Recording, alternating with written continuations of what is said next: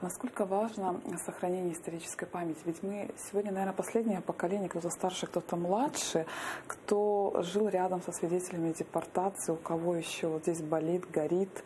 И вот насколько важно для будущих лидеров сохранение традиций и памяти? Вот, Саул, что вы мне как раз подсказали еще один тезис, о котором я говорил.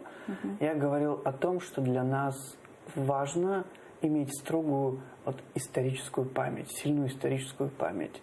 А при этом нам важно избежать комплекса, либо чувства, либо образа жертвы. Что я объясню. Да, это очень хорошо связывается с вопросом ответственности. Когда ты жертва, ты говоришь, что вот тебя постоянно гнобят, что и у тебя проблемы всегда из-за кого-то другого, и ты таким образом ответственность за себя, за свою семью, за свой народ перекладываешь в первую очередь на кого-то других, то это делает тебя слабым.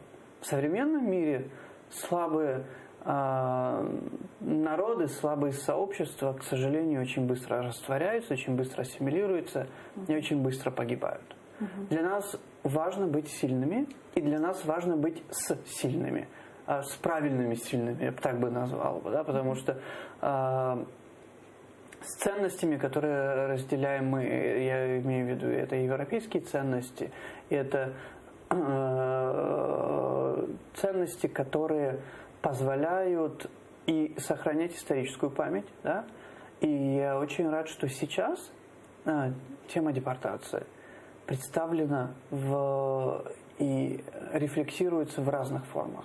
У нас есть и культурные проявления, и научные проявления этих форм, но их должно быть больше. Да? И я смотрю, как тема депортации через современное искусство. В прошлом году в Крымском доме мы начинали делать инсталляции, перформансы относительно депортации. В этом году мы продолжили.